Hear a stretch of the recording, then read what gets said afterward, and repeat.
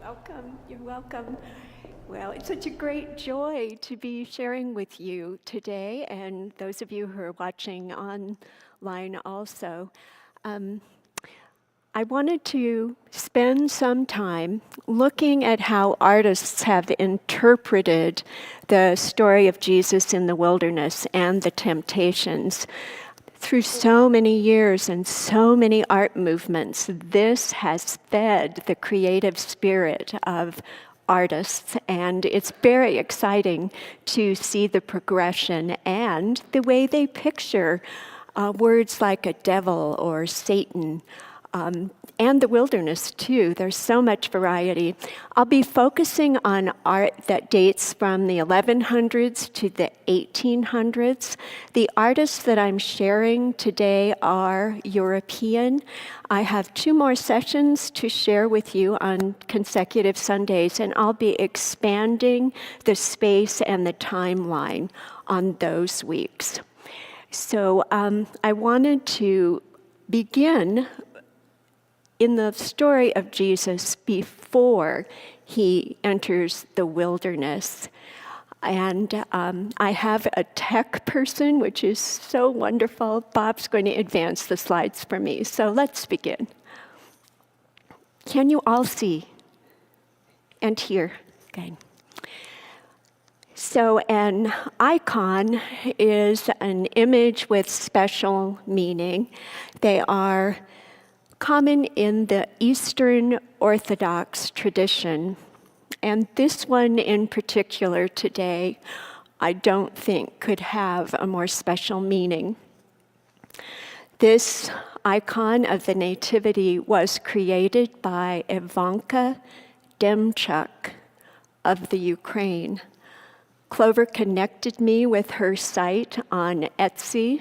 I've ordered pieces from her this past week and got heartbreaking emails that the Postal Service is shut down. She has no idea how she can get them to me. But I asked if I might share this image with you this morning here in Colorado, and she was so delighted that I would. So deeply grateful for the support of her art and her country as I let her know all the prayers that are being sent. This simple image of Mary and that precious baby that she's caressing, to me is the wondrous love that we sing about. It is Mary pondering in her heart all that she had heard and all that she had experienced to this point. An icon by Ivanka Demchuk. Next, I thought we'd move into the childhood of Jesus. This is a piece that was done by Bartolomeo Esteban Murillo. He painted it from 1668 to 1670. And I love almost the familiar daily domestic setting that is pictured here in a very classical art style. It is called The Holy Family and the Infant St. John. So we see Joseph at his woodworking bench, Mary sewing, and 2 little toddlers doing what little toddlers do. They are exploring and playing. It looks like they're making a sword, probably out of some scraps from Joseph's work. This is a way for us to think about Jesus when he was a little boy. Not much is written. We have to imagine, and this is the imagination of Murillo. This is the baptism of Jesus as interpreted in the Psalter of Eleanor of Aquitaine. This illustration in the Psalter dates back to 1185, and it's fascinating in its flatness. Also, in its interpretation of the water of baptism. If you don't yet know in a primitive art sense how to change the position of Jesus to be in the water, you lift up the water instead. And it's so beautifully balanced and a common motif that we have the ascending water and the descending dove with the repetition of line and color. Fascinating. This Psalter is in the National Museum of the Netherlands. Okay. Now we're going to begin our looking at art that is an interpretation of the story of Jesus in the wilderness. This is one of my favorite pieces because it shows the entire story in sequence. It would be a wonderful visual aid for teaching this story. It dates back to the 12th century when many people could not read and they learned about our tradition through pictures. This is in St. Mark's Basilica in Venice. But you can clearly see the care that was taken to show Jesus in the wilderness being tempted by a dark angel. A dark angel with a crown and a robe as a disguise, tempting Jesus with what appears to be stones to turn into bread. Then we move to Jesus being on the roof of the temple in Jerusalem. There he's tempted by the same dark, disguised figure to jump, because if he is the Son of God, the angels will carry him, protect him.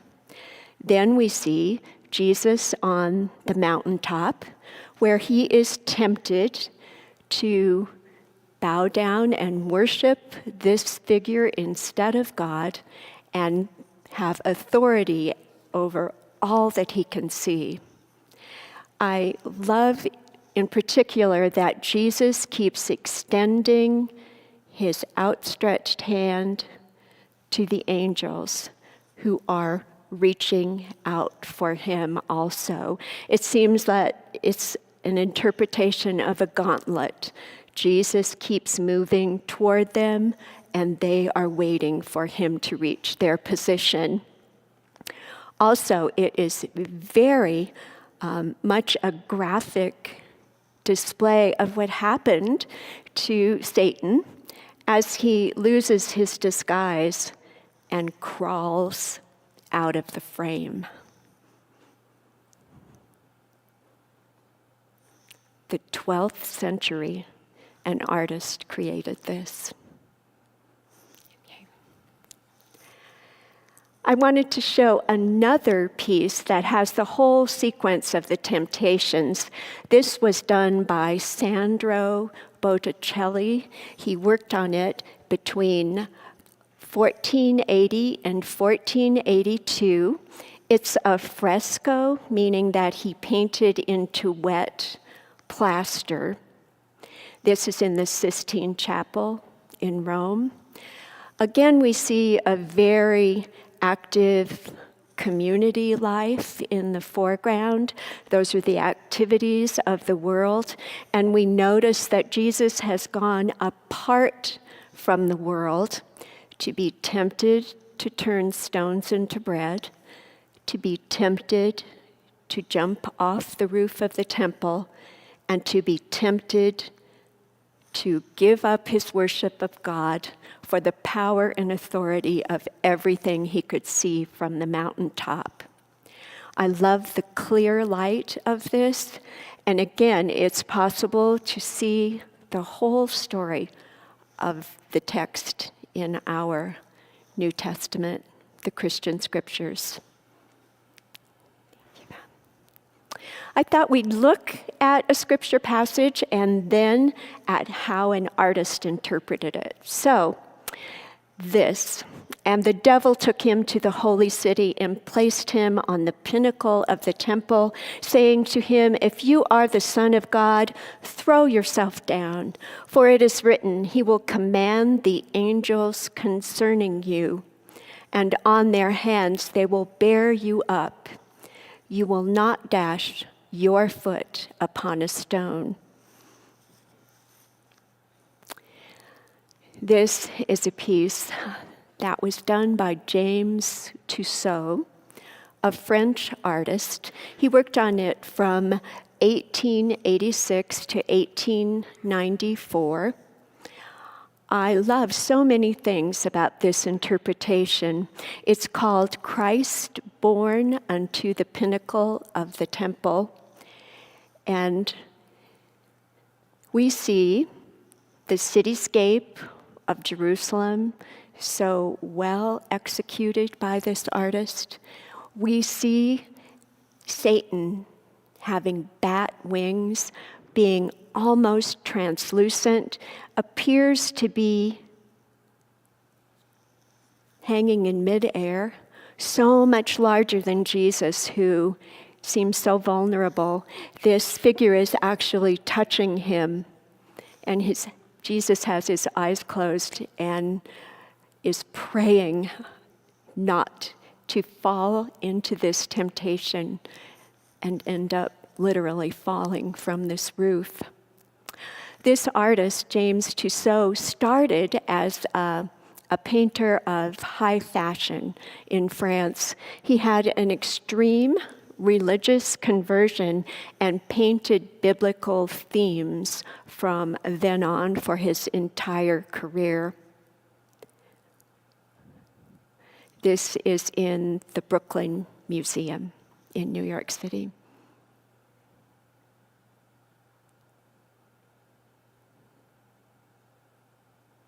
What a fantastically large Satan. And I wanted to also point out he has horns. Very sinister, larger than life force, tempting Jesus. Another temptation. Then the devil led him up and showed him in an instant all the kingdoms of the world. And the devil said to him, "To you I will give their glory and all this authority, for it has been given over to me, and I give it to anyone I please. If you worship me, then it will all be yours." This is a work that dates back between 1308 and 1311. It was done by Duccio de Bonensaya. If you know Italian, I apologize.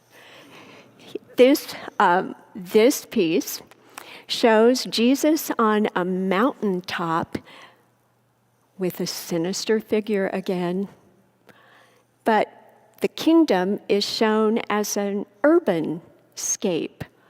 Not so much the bucolic forested areas we see in other interpretations of this story.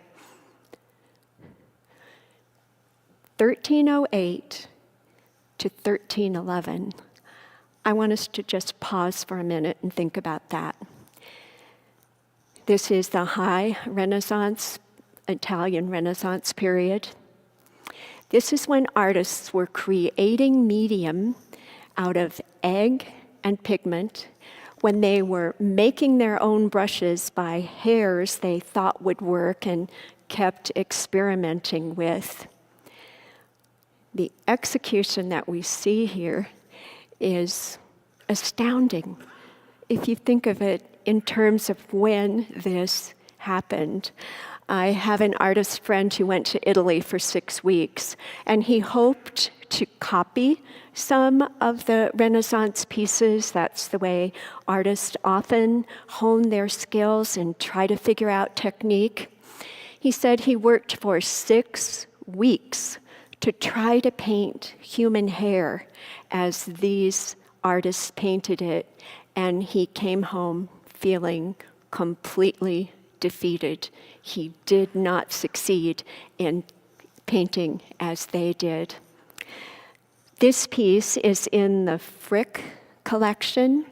Henry Clay Frick was a very wealthy industrialist, and he began collecting art. This was purchased by his collection in 1927. You can see it in the Frick Mansion on Madison Avenue in New York City, where the entire family collection is displayed. Jesus on the mountaintop. One more, and this is from Mark. You know, this gospel is very short on words. It seems like the whole story is told in 2 sentences, and most of it in just a series in that last sentence. And the Spirit immediately drove him out into the wilderness. He was in the wilderness 40 days, tempted by Satan, and he was with the wild beasts, and the angels waited on him. The whole story in 1 sentence. And let's look how it was interpreted by an artist named Alessandro Bonavicini. He did this between 1515 and 1520. I love the direct and literal interpretation in images that we just read. We see Jesus looking as if he was just driven out into the wilderness. He looks like he's kind of wondering what will happen next, what he should do now. He's surrounded by wild beasts. I love the creational aspect of this. Look at the beautiful animals around him. The angels are nearby in their glory and in their guardianship, and the devil is shown as an animal that we cannot identify. It's right here. It looks like a combination between a rat and a lizard, and it has wings and a tail. Very imaginative and different way of showing this devil, Satan, tempter. This piece is in the Metropolitan Museum of Art in New York City.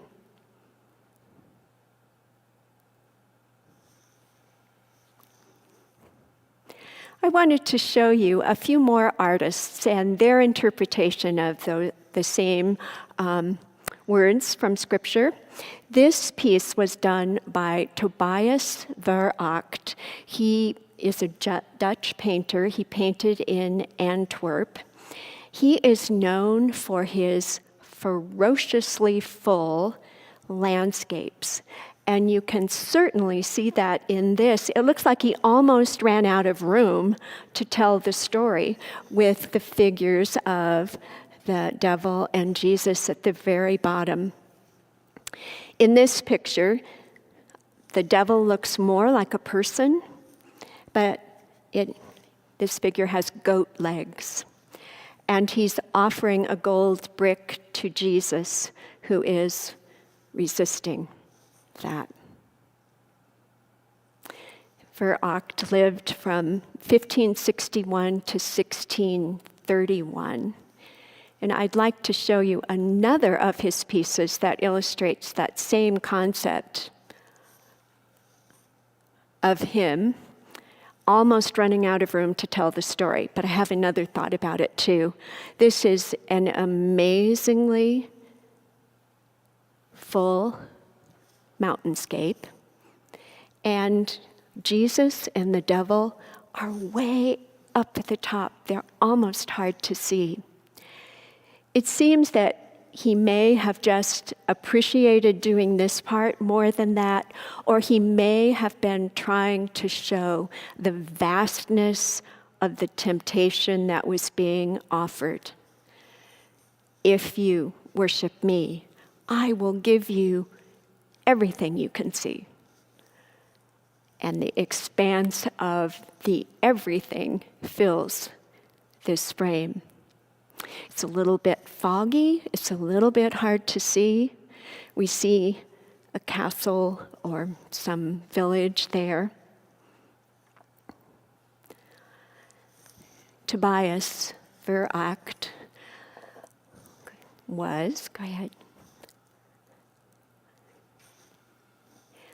was the mentor and master of Peter Paul Rubens.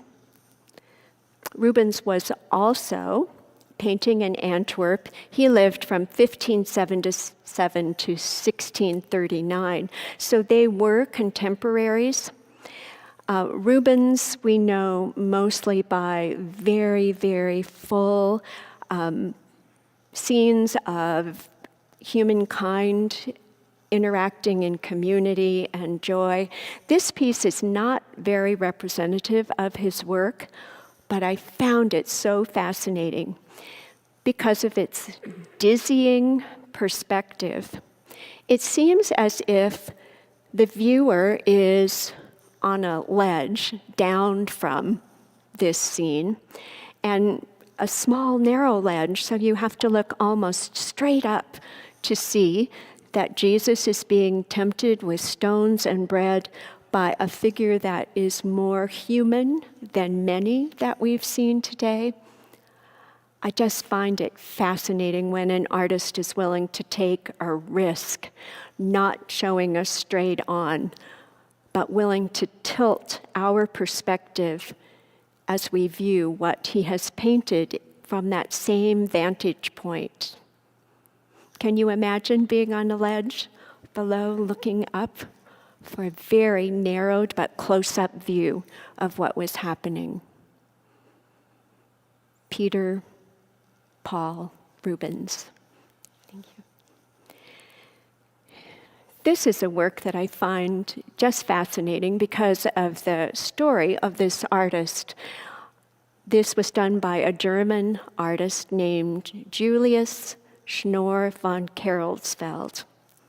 He was part of the Nazarene movement in art that was trying to get back to a more simplified illustration of the text, and more expressionism and romanticism was his goal in including these figures from the wilderness temptation story. The angels, again, with their hands outstretched to Jesus. Jesus, I love pointing to God and pushing against this figure that is hiding in a cloak and moving away, defeated and not looking happy about it. Von Carolsfeld did a whole Bible in pictures. He finished it in 1860. You can see it on the Harvard campus. It's in the Fogg Museum there. It's displayed like the Book of Kells. It's such a precious book that they try to control temperature and humidity and light around, but it is possible for you to see it. I added this picture because of the denseness, the opaqueness of the background. It looks almost like tar when I view this, just a sinister darkness around the central figure of Jesus in white and red, surrounded by golden light, and a dark angel tempting him. I included it mainly because of the story of this artist. His name was St. John Long. He only painted in the 1820s, and he actually completed this in 1824. But he decided his next profession would be impersonating a medical practitioner. He sold a potion that he said would cure consumption. And even after he was convicted of manslaughter, he continued to be a quack, peddling a potion that didn't work, and he didn't return to art. So I think he should have gone back to this and tried again. This piece is in the Tate collection in Great Britain.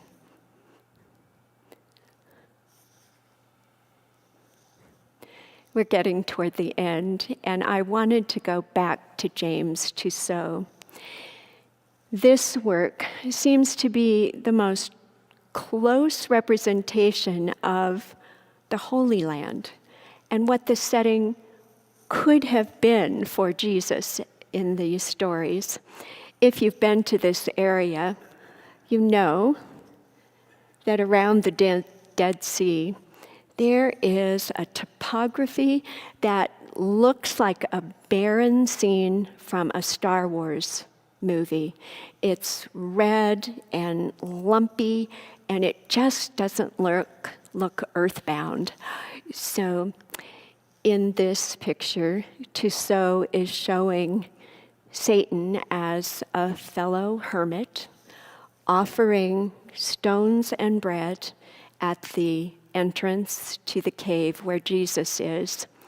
Jesus has turned away from him, turned away from the opening, and is looking and seems to be moving more deeply away from the world into what this cave represents, which is the Lenten journey, trying to leave behind things of the world and think more about our relationship with God and how we grow closer to ourselves, to God, and to each other in love. Again, James Tussaud, and this is also at the Brooklyn Museum.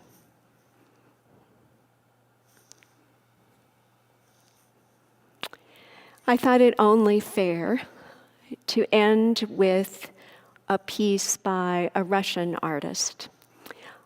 Ivan Krumskoy painted this picture of Jesus in the wilderness. It's in the Tretkopovka Gallery in Moscow. When I think of the Lenten journey, this image is quite in line with what I think of this time in our faith experience. Jesus is alone in a wilderness. It looks like it might be dawn. In that threshold time where you can sit in solitude,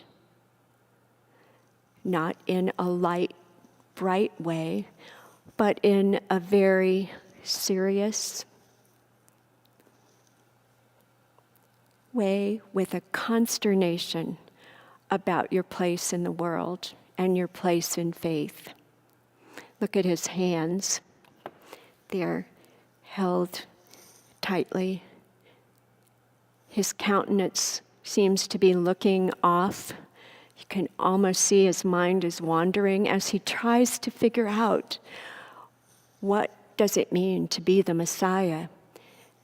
How are you the Savior and leader of the people? This image seems an invitation for our own journey. We want to find a time to be alone with our thoughts. We want to find a space where we're not surrounded by the world and worldly activities and sounds and even people.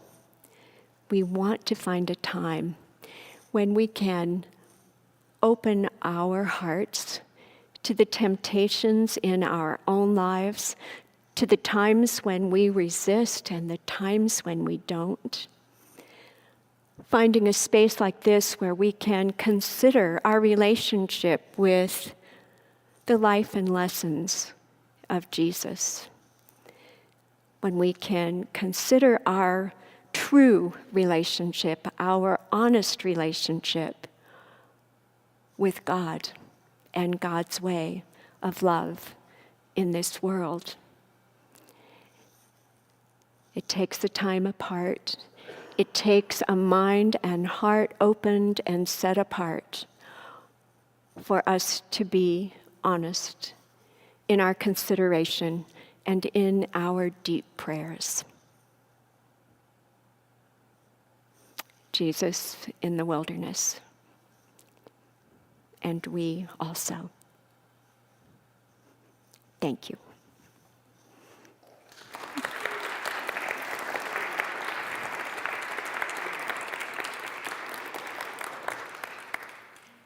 I don't know what time it is. It's 10? So if anyone would like to share a thought or an impression they had or ask a question, we have time to do that. I do move through things quickly, so if there's some piece that you feel like you didn't have enough time to see, we can back up for that too. Okay.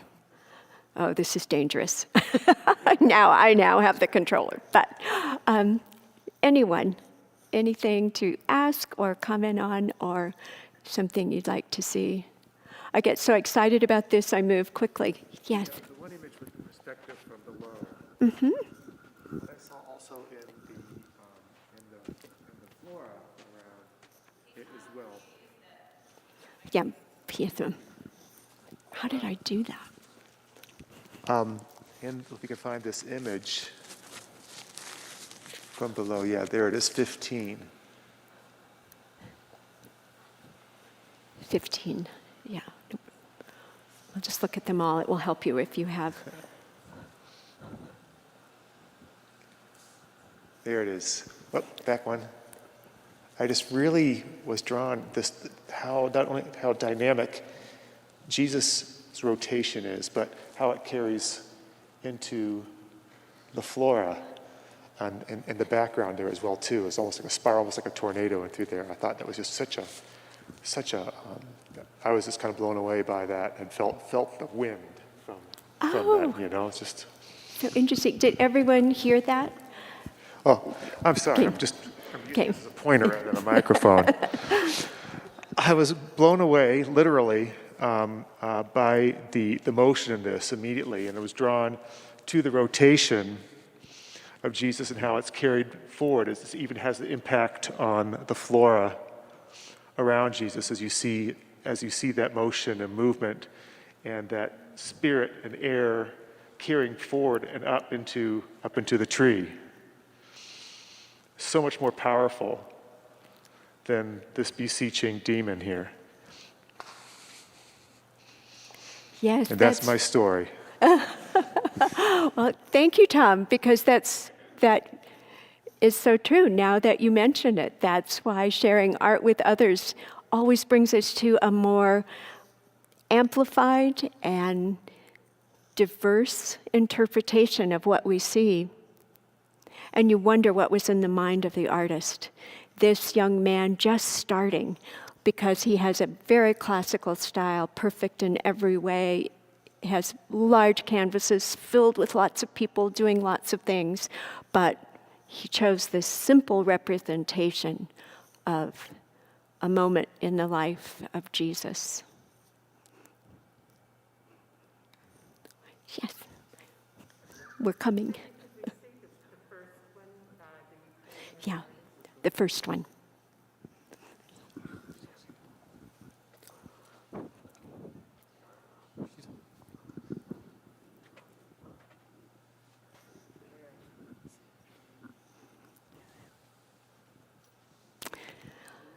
You know, you think about what's included, such a small part of the personhoods of Mary and this baby, but it seems to tell the story so completely. And I find it deeply emotional to look at this, knowing what the life of this artist is like now. Look at the elegance of this hand. Such a perfect execution of a human hand. If you've ever tried to draw your hand, you'll know it's a marvel. I mean, when I think about art, I think about God giving us these wonderful minds that can have original thoughts and giving us a perfect way to execute with these amazingly designed hands. And it is certainly shown here. Yes.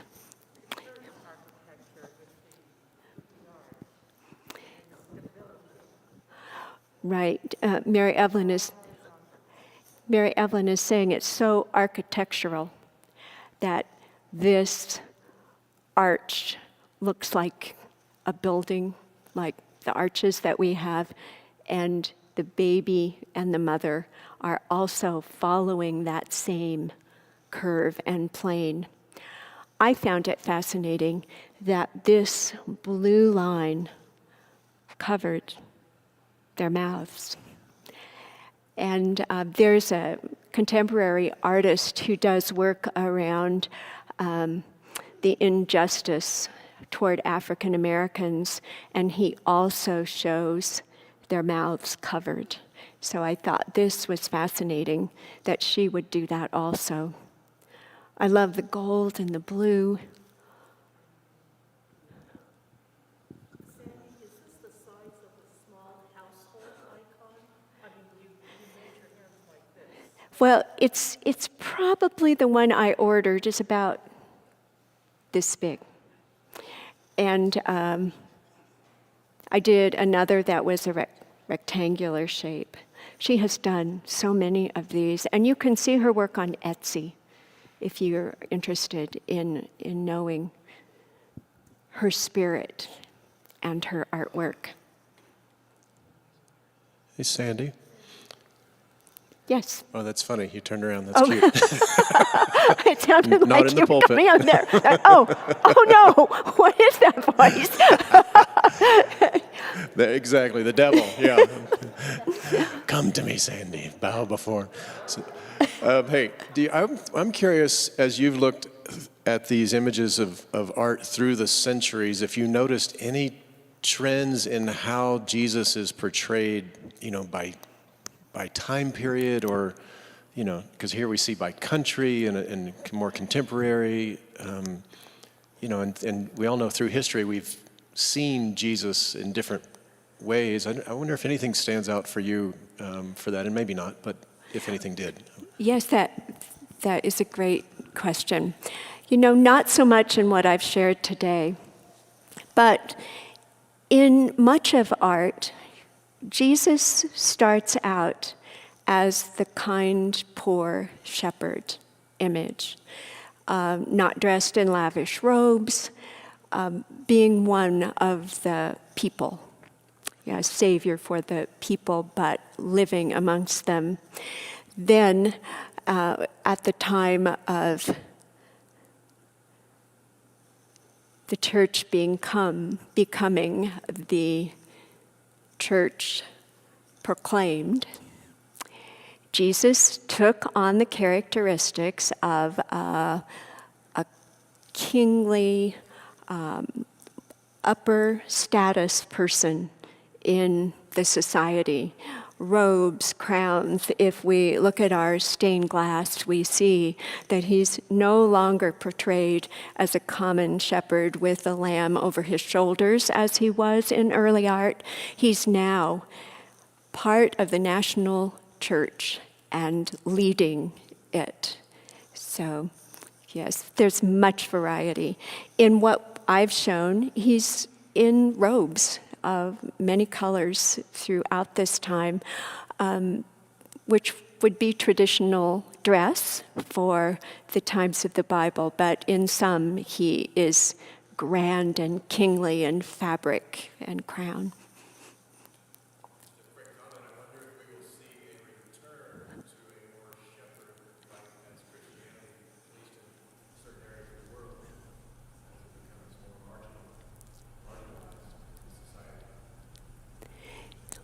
Yes, and as I said, I'm going to expand the geographical scope of the next session, and by continent, there's quite a bit of difference. Europe was the center of the nation states with kings and ruling classes and a great disparity, but when you go to societies that have not reached that level of hierarchical power and moneyed interests, you see a more humble, gentle portrayal of Jesus.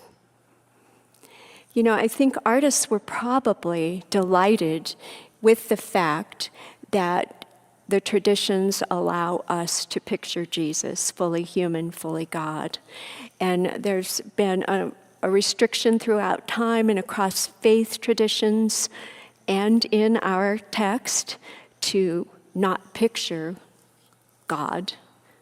A selfness of God is not included. So this is their opportunity to show the power, the hope of our tradition in the form of the person of Jesus.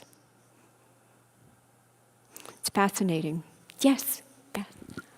Sandy, I was going to ask a question very similar to what Ian asked, but I was going to ask about the depictions of Satan over time and throughout these cultures.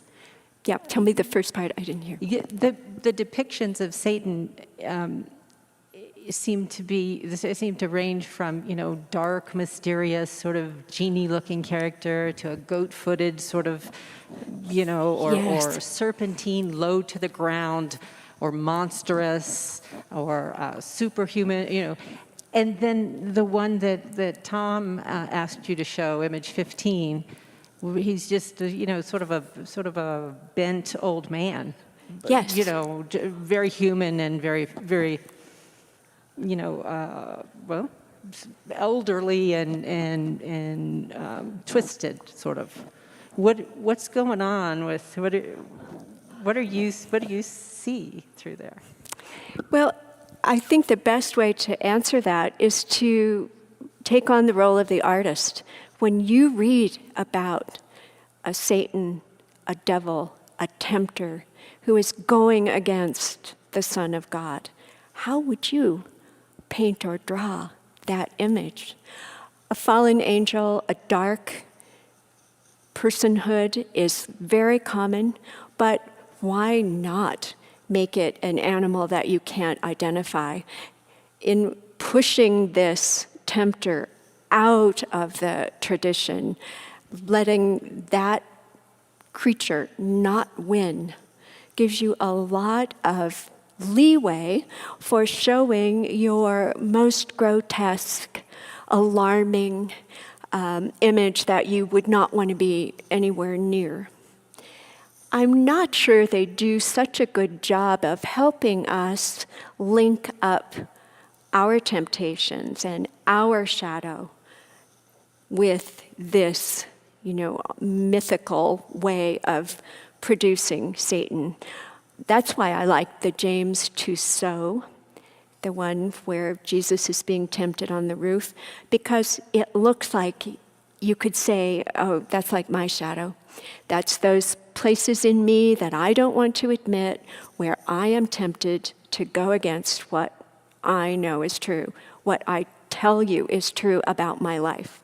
And it's right there, ready to push me in to a choice that I can not say, sometimes can't confess, sometimes can't admit, but it's right there. It's bigger than my life. Sometimes it's just overpowering. And that was the French artist. That's why I love that. But it had bat wings. Children's ministry involves trying to give some kind of context for this. But they think things like this. That is really cool. That the artist drew that like something from my Lego set. But this is the one that I was speaking of, from there to there. Thank you, Beth. Yes. Sandy, looking at the very last picture that you showed of the Yeah, we'll back to the last to the one. very end, the very end.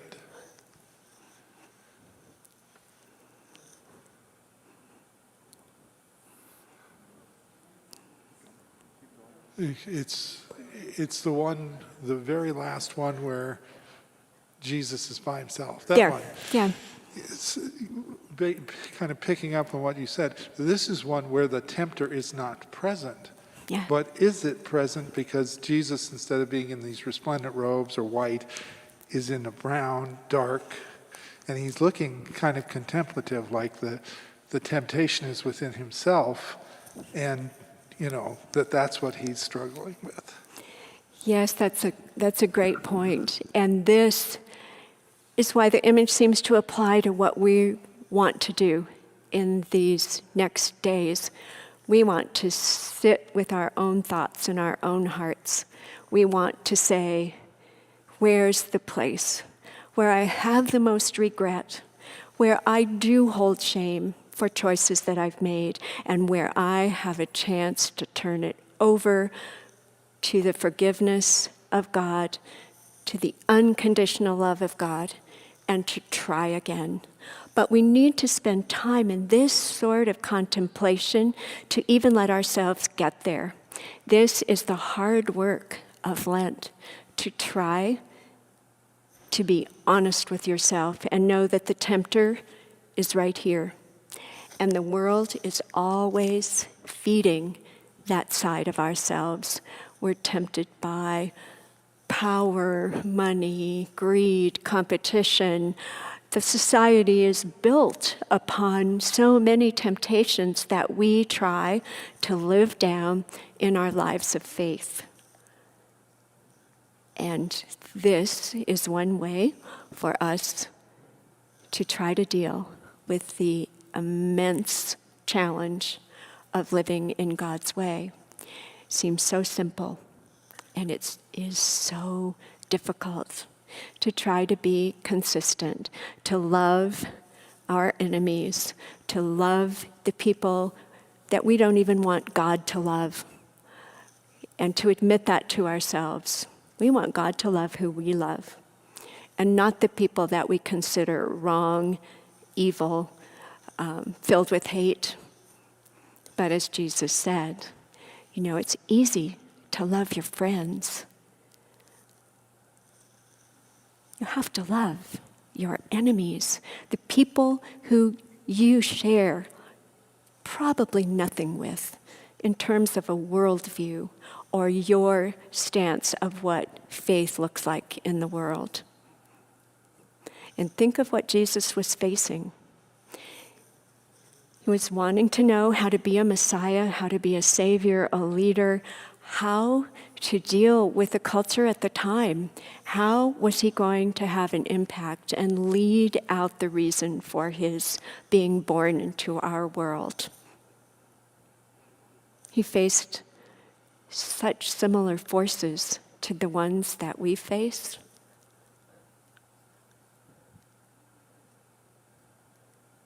And showed us that even in the darkest times, when everything around us is against us, when it seems all is lost, there is new life. As I work with children, as I talk to youth and young adults, that's what I want them to know. That yes, there will be times when you struggle. There will be times when your choices are not right. There will be times when you have to confess, times when you pay a price, times when you feel you're a failure everywhere you turn. And that is not the end of the story, because on Easter morning, the tomb was empty. There was new life. Death had been conquered.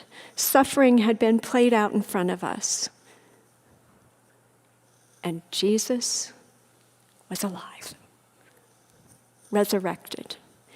And again, in the interpretation of the story, we can have so many moments of death and resurrection in our lives, holding on in those valleys and knowing there's a mountaintop is the walk of our faith. Whether it's Lent, when we put aside time, or every day when we're trying to make our calendar schedule, when we're trying to live and choose. So, thank you. Anyone else? Yeah. Doug's coming.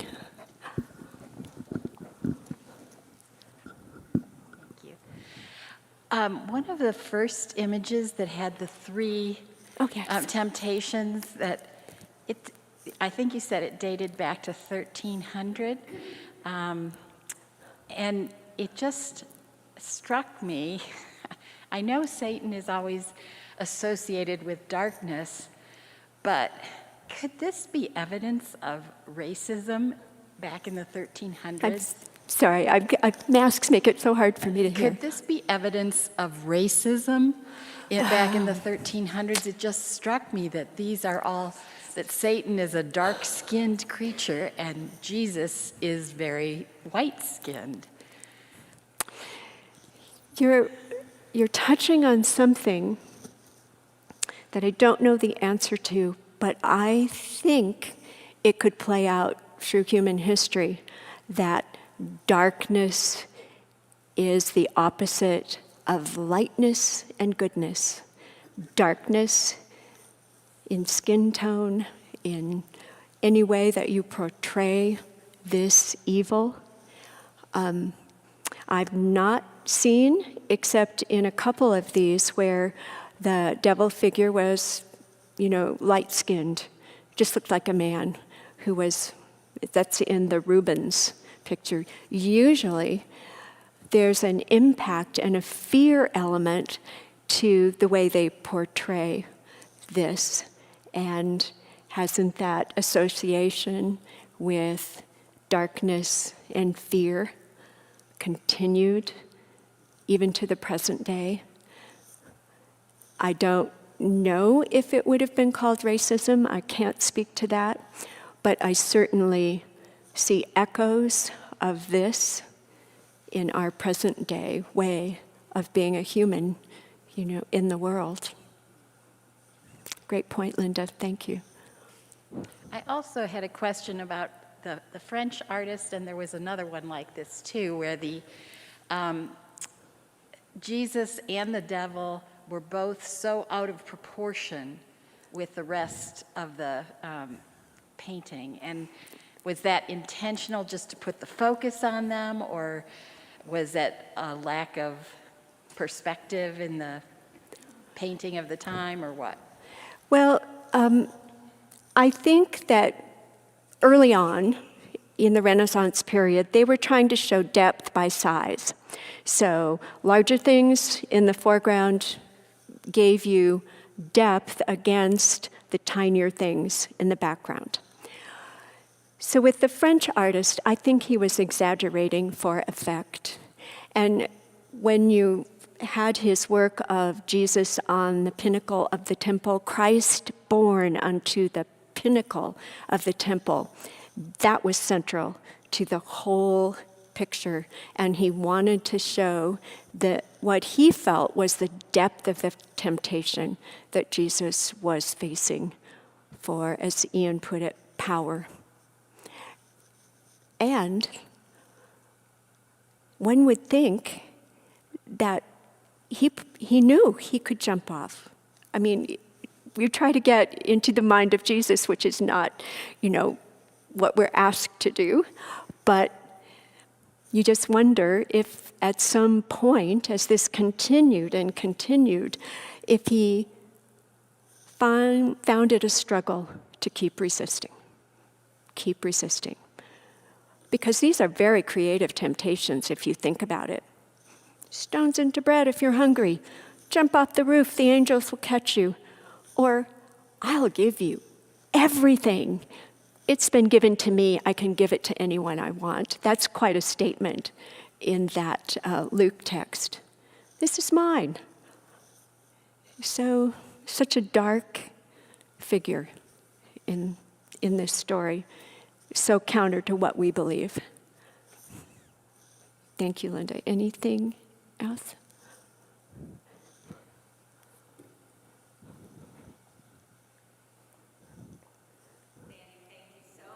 Sure. Thank you.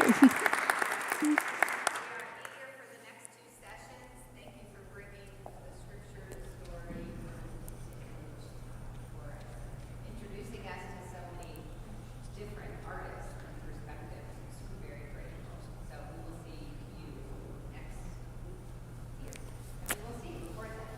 Right.